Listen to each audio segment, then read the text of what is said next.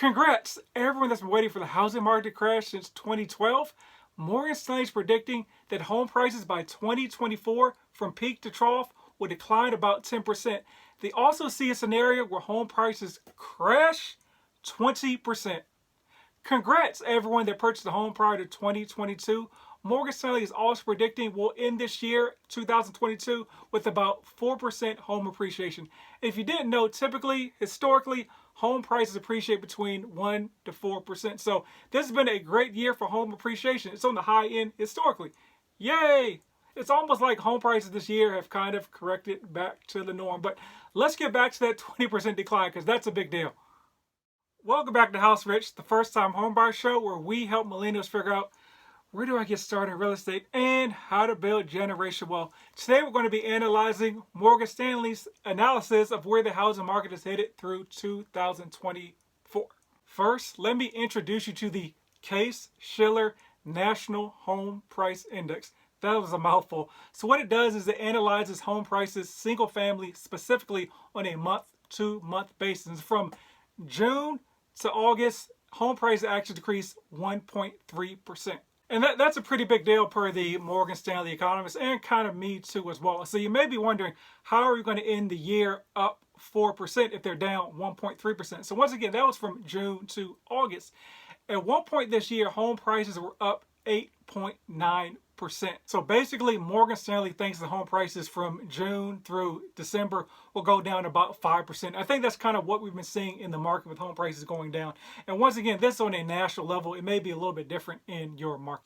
So the peak to trough number is a little misleading to me because most folks look at numbers year over year. But what it literally means is from the peak, the highest home prices were at any point in time to the lowest they will be by 2024. And so when we get to this 10% decline, so we're at 8.9%, they think home prices are going to decline about 5% through June through December. And Morgan Stanley predicts the home price will decline about 4 to 5% in 2023. So that's how we get to that 10% peak to trough decline. So you may be thinking, this sounds like a pretty good dip. How did this compare to 2008? So in 2008, that peak to trough decline was about 27%. And it actually was from 2006 to 2012 was that 27% decline. But let's jump back for a second and look at the big picture, right? Because once again, 2021 was an historic increase for home prices. At one point, home prices were up 43% year over year. So since March 2020, basically the beginning of COVID, home prices are up 38% since then. So if you purchased really any time before 2020, 2021, you're up no matter what the market is doing now. Once again, it's kind of correcting back to normal appreciation. We may see some depreciation as well. And that's what seems to be, all accounts seem to be by most reliable sources, there will be depreciation in 2023. So what's leading to this home price decline? It's what you think. It's interest rates for the most part right now with the Fed raising interest rates. So the 3% jump, rates jumped 3% over an 8-month time period. And that's like the biggest increase in rates we've actually had since 1980 to 1981. There was a time frame there where rates went up 3%.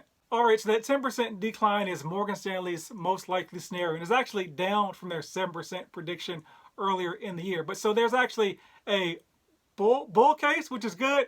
Then there's a bear case, which is that 20% decline.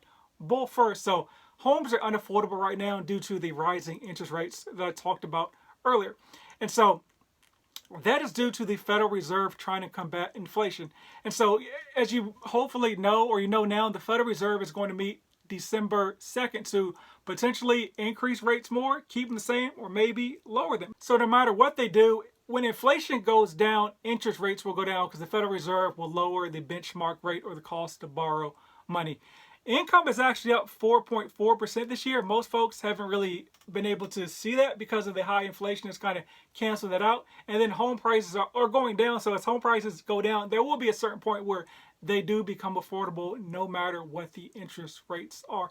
And also we have a low supply, right? And so average inventory is 6 months of inventory. So as of right now, we're at 3.3 months of inventory. So technically, it's still a seller's market, even though home prices are declining, right? So by definition, it's still a seller's market. In reality, it seems like it's more of a buyer's market, or more of a people are both standing on the sidelines market, because we have what's called the lock-in effect, which is basically folks that purchased basically when rates were super low in the 2s and 3s, and even before, they're locked into low rates. So they don't want to sell their home to buy a new home, because they're going to have to get like a 5, 6, 7% interest rate. So folks are locked in. That's why inventory is low. So if the Fed gets inflation under control, rates go down, more people will be more likely to put their homes in the market and go out and maybe upgrade or downgrade their lifestyle that they were planning to do anyways. And so there's a prediction from Morgan Stanley that home prices will only decline about 5% from peak to trough, which will basically be like a 1%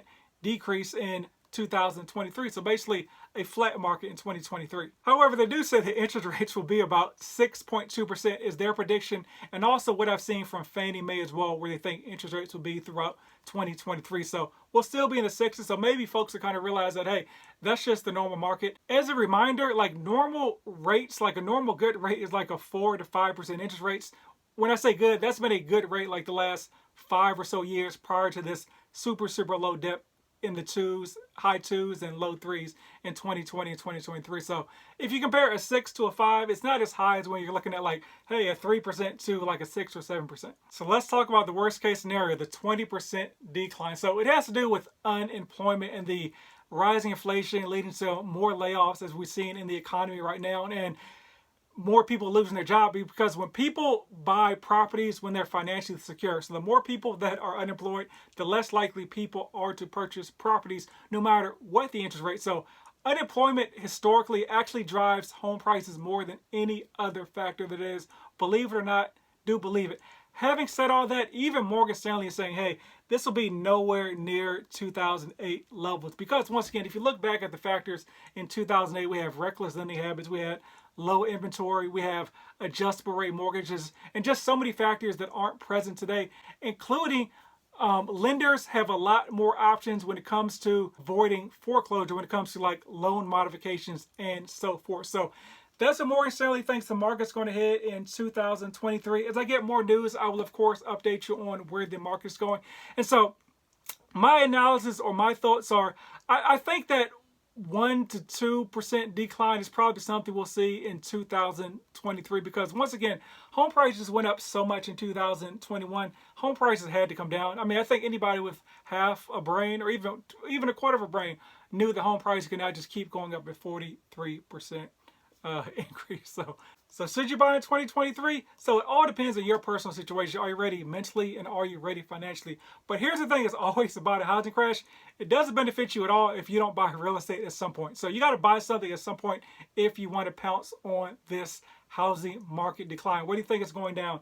5%, 10%, or 20%. You need to set a point where you say, hey, I'm going to purchase real estate at some point. And more importantly, get ready to buy before that point. Don't wait till home prices are down 10% to be like, oh, I'm going to get my ducks in a row. And by the time you get your ducks in a row, 5, 6 months have passed. And now home prices are up on the other side of that curve. Remember, all housing data is about 1 to 2 months behind. It's not in real time like the stock market. That's all I got for this week. If you enjoyed the episode, share with a friend, like if you watched on YouTube, and tell a friend to tell a friend.